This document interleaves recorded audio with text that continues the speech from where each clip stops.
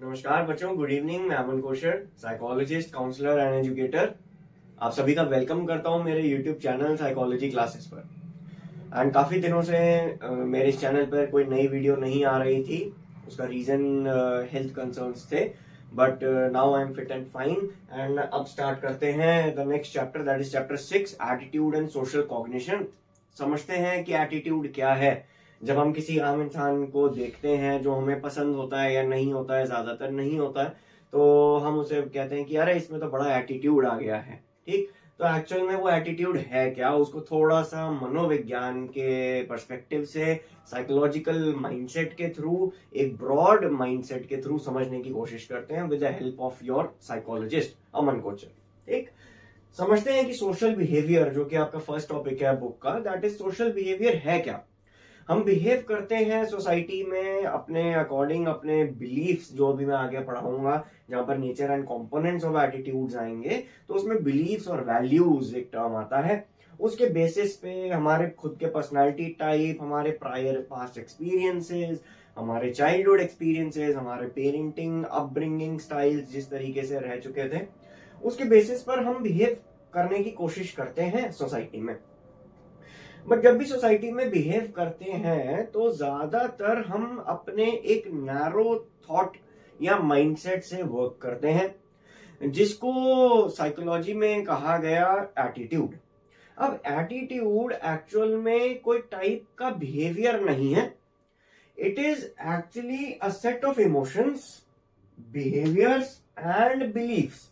ये बच्चों set of emotions है, यानी कि combination of emotions, beliefs and behaviours, जिसकी मदद से हम एटीट्यूड किसी ऑब्जेक्ट पे, यानी कि एटीट्यूड ऑब्जेक्ट पे, किसी इवेंट पे, किसी सिचुएशन पे, किसी इंसान पे हम एटीट्यूड रखते हैं या एटीट्यूड उसको दिखाते हैं। ठीक, so attitude actually is a combination of these three terms, emotions, beliefs and behaviours, जिसको आगे अभी हम इन डिटेल पढ़ेंगे, the ABC model of attitudes and components of attitudes. अब चलते हैं बच्चों नेक्स्ट टॉपिक पे, that is the nature and components of attitudes. अब हम समझने जाएंगे कि हमारे एटीट्यूड फॉर्मेशन की वजह से क्या क्या उसके कंपोनेंट्स फॉर्म होते हैं, क्या एक एटीट्यूड का नेचर रहता है, किस तरीके से एटीट्यूड्स डिजाइन हो जाते हैं हमारे माइंडसेट में, या कॉज बन जाते हैं हमारे किसी भी इमोशनल आउटपुट या बिहेवियरल आउटपुट का। क्योंकि अभी हमने पढ़ा दैट हमारे एटीट्यूड का डेफिनेशन ही यही था, that it is a combination of emotions, cognitions and behaviours. It means कि हमारे कॉग्निटिव एस्पेक्ट, इमोशनल एस्पेक्ट और बिहेवियरल एस्पेक्ट, तीनों ये पिलर्स कहलाए जा सकते हैं एटीट्यूड फॉर्मेशन के लिए। नाउ एटीट्यूड फॉर्मेशन में बहुत ही इजी कंसेप्ट यहाँ पर आपकी एनसीईआरटी टेक्स्ट बुक्स में बताया हुआ है students, that is the ABC component और the ABC model of the attitude formation. But इससे समझने से पहले वी ट्राई एंड अंडरस्टैंड कि ओपिनियंस क्या है, जो कि एक तरीके से फॉर्म ऑफ एटीट्यूड्स हैं without having emotional and behavioural aspect. जैसा आपकी बुक्स में भी मेंशन्ड है, if your views are not thoughts but also have emotional and action components, means behavioral components, then these views are more than just your opinions, these are your attitudes. Because attitude किसी एक specific attitude object पे set होगा, उसी की वजह से वो attitude object form होगा और हम उसी दृष्टिकोण या पर्सपेक्टिव से उस ऑब्जेक्ट को देखेंगे। अब ओपिनियन क्या होता है, लेट्स से जैसे आपके एनसीईआरटी बुक्स में लिखा हुआ है, इन माय ओपिनियन, मेरे ख्याल से, इसको अगर मैं हिंदी में ट्रांसलेट करूं तो मेरे ख्याल से एनसीईआरटी की वजह से हमारी बुक्स इतनी अच्छी हैं तो हम बोर्ड के एग्जाम्स बहुत अच्छे से क्लियर कर सकते हैं, in my opinion. But this is not a type of attitude for other books. दूसरी बुक्स के लिए ये एटीट्यूड नहीं होगा, है ना। तो बोर्ड एग्जामिनेशन के लिए मेरा ये एक ओपिनियन बनता है। अब उसकी वजह से होता क्या है, यहाँ पर बॉक्स 6.1 मेंशन्ड है, अ ग्रीन एनवायरनमेंट, जिसमें बहुत ही अच्छे से एबीसी कंपोनेंट्स का कनेक्शन बताया हुआ है, दैट एबीसी कंपोनेंट्स जो हैं, अफेक्टिव यानी कि इमोशनल, बिहेवियरल एंड कॉग्निटिव, ये तीनों ही आपस में लिंक नहीं होते हैं most of the times, and हमें ऐसा सोचना भी नहीं चाहिए कि ये तीनों आपस में लिंक होने चाहिए। बिकॉज एट द एंड अगर ये लिंक नहीं है, लेट्स से जो इसमें ग्रीन एनवायरनमेंट का ही एग्जांपल था, अब ये ग्रीन एनवायरनमेंट में आपके एरिया में कोई ट्री प्लांटेशन कैंपेन स्टार्ट हुआ है, जिसकी मदद से आपने उस चीज को नोटिस करा, आपके कानों तक वो बात पड़ी और आपको बड़ा अच्छा लगा, ठीक। So you felt that something good is going to happen, that is your affective, आपको एक बहुत अच्छा अफेक्ट मिला, ठीक। कॉग्निटिव कंपोनेंट यहाँ पर क्या हुआ, दैट यू थॉट कि अरे यार ये तो बड़ी अच्छी चीज हो रही है हमारे सोसाइटी के लिए, so you thought of that thing, now I try and participate in that particular activity, जिसकी वजह से मुझे अच्छा लग रहा था, that will be the behavioural component. अब कभी कभार हो सकता है कि ये एबीसी मॉडल में बिहेवियरल या अफेक्टिव यानी इमोशनल कंपोनेंट वीक पड़ जाए। कैसे? आप चाहते तो हो कि मैं एक्टिवली पार्टिसिपेट करूं, ठीक, आप इमोशनली बहुत हैप्पी और बहुत एक्साइटेड हो इस चीज को लेके अफेक्टिव पार्ट में, कॉग्निटिव में आपने उस तरीके से सोचा that something good is going to happen, तो मैं बहुत ही अच्छा फील कर रहा हूं।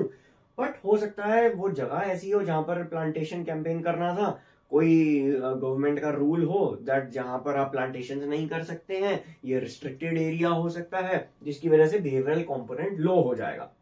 सो यहाँ पर ये तीनों ही कंपोनेंट्स हमारे एग्जैक्ट मोशन में नहीं चल सकते हैं, ऐसा हमें मानना पड़ेगा। अब ये एटीट्यूड्स फॉर्म होते हैं दो चीजों की मदद से, या इनमें दो डिफरेंसेस मैं कहना चाहूंगा। First is the beliefs and the second is the values. Now we try and cover beliefs and values.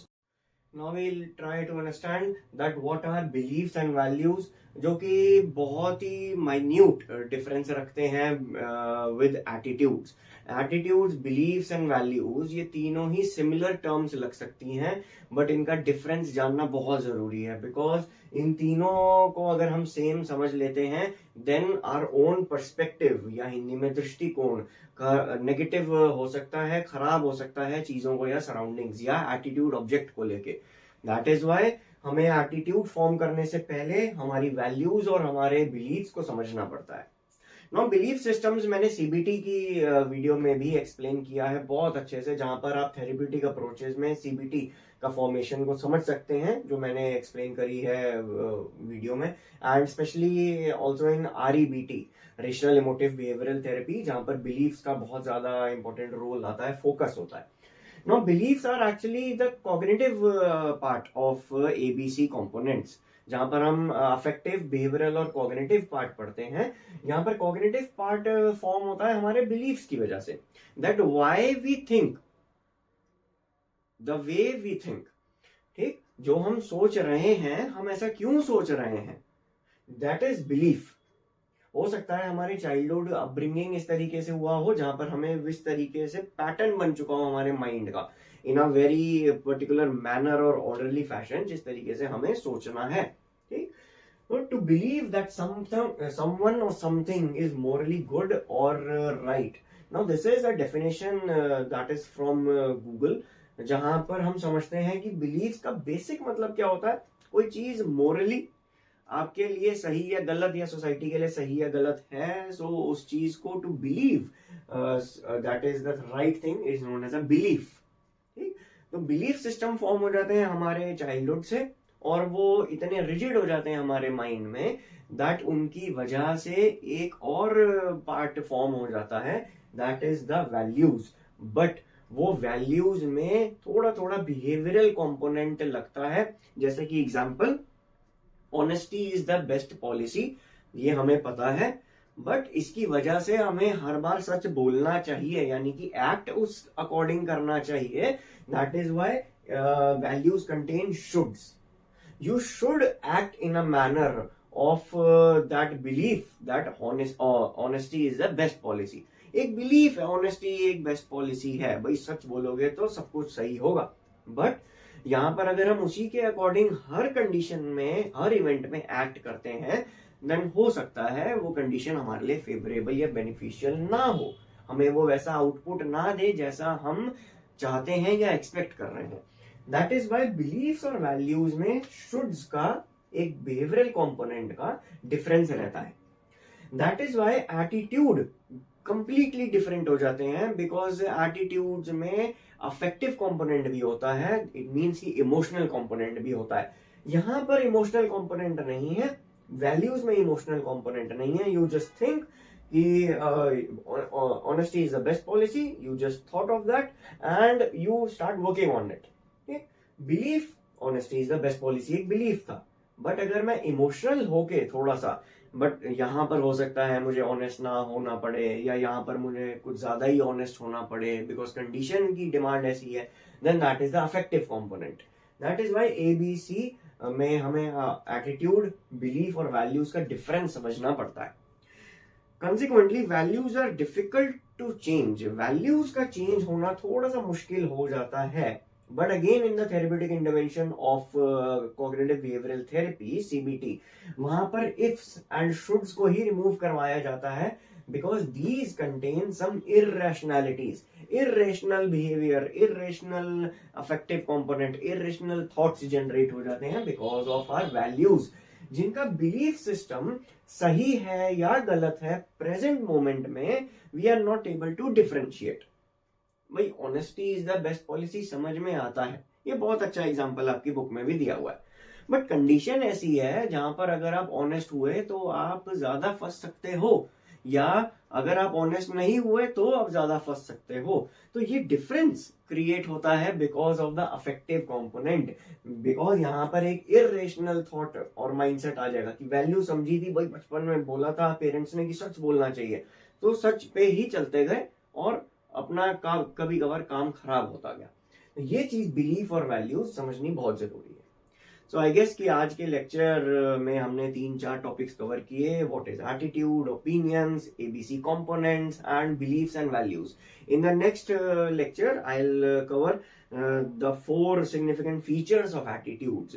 Those are the positivity or negativity, valence, extremeness, simplicity or complexity, and the last one centrality.